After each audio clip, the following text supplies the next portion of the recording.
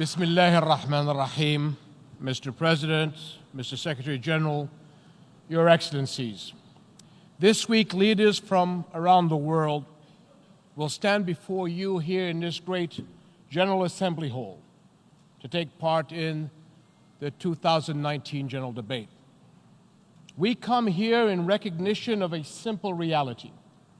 This General Assembly is vital to meet the dangers and seize the opportunities of our world. Collective action. This is the promise of the United Nations. Nearly 75 years ago, this organization was created by the specific individual actions of member countries coming together to shape a better future. And today, we still urgently need each and every member country to act and to act together with our global neighbors and achieve the better, safer world all of us need. For if we do not act, what hope do we have?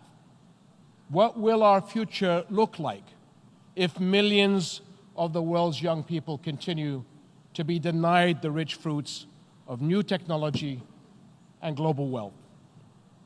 Can we afford to ignore the crisis of exclusion?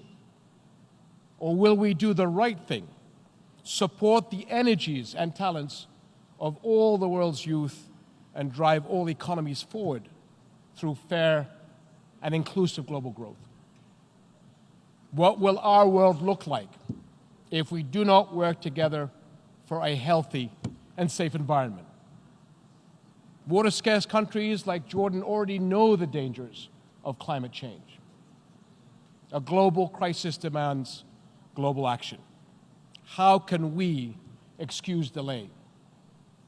And let's ask ourselves, why in the 21st century are crises still displacing millions of people across our world? There are more forced displacements today than at any time since World War II. What will tomorrow's world look like if we do not help end these crises and give refugees and hosts alike the support they need to meet the future? And how is it that today people can still be disrespected and victimized for their faith? Atrocities as mosques, churches, synagogues, and temples have shocked the conscience of the world. But so should the dark criminal ideals from across the ideological spectrum that drive these and other attacks. Hard work by all of us is needed to defeat these groups and their message of hate and mistrust. But no effort stands a chance unless young men and women everywhere have a stake in a positive future. The forces of violence seek out the vulnerable and excluded. Can we afford to abandon the world's young people to extremism and despair?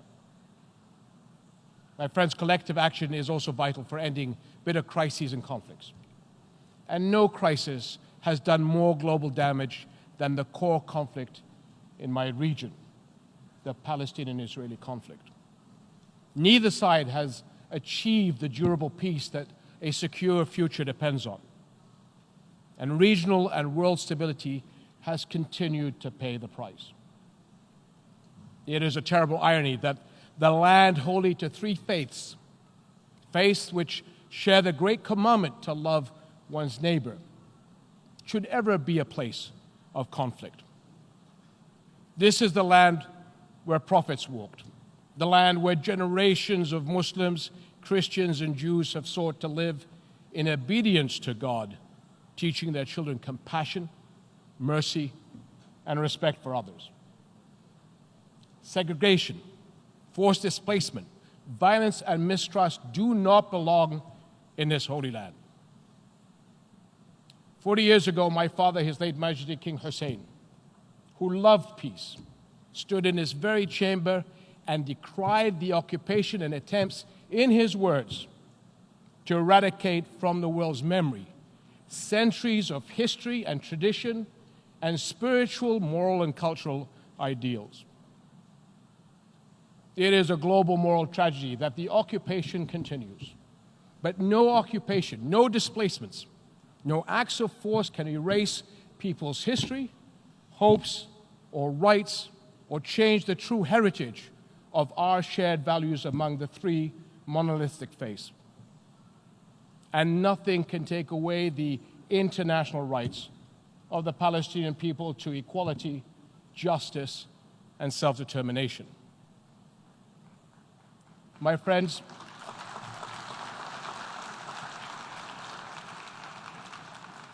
young people ask me, why does not the world stand up for Palestinian rights? Isn't it time to answer them by showing that global justice and human rights belong to them too? And it begins with respect for the holy sites and rejecting all attempts to alter the legal status of East Jerusalem and the authentic historic character of the holy city, Jerusalem. What lessons do we teach young people when armed personnel enter Al-Aqsa Mosque, Al-Haram al-Sharif, even as Muslim worshippers gather to pray? As a Hashemite custodian, I am bound by a special duty to protect Jerusalem's Islamic and Christian holy sites. But all of us have a stake and a moral obligation to uphold religious freedom and human rights. So let us safeguard the holy city for all humanity as a unifying city of peace. And we must also press forward towards an end to the conflict and a just, lasting, and durable peace through realization of the two-state solution, a solution that is in accord with international law and UN resolutions, which provides an end to the conflict and creates a viable, independent, sovereign Palestinian state on the June 4th, 1967 lines, with East Jerusalem as its capital, living side by side with Israel in mutual peace and security. The two-state solution is the only genuine solution, because what is the alternative? One state, segregated, with unequal laws, dependent on force, betraying the deepest values of the good people on both sides? That is a formula for enduring conflict, not a path to stability, security, and peace. My friends, tolerance, compassion, and the equality of all human beings, these are the values that make global harmony and collective action possible. And these are the values that permeate the UN Charter. To live together in peace as good neighbors, to honor the rights and equality of all, to combine our efforts and unite our strengths, not only to maintain peace and security, but improve human life through justice, prosperity, and greater hope for humanity. These are the moral obligations that the UN founders set forth. Now they are our responsibility, and we must not fail.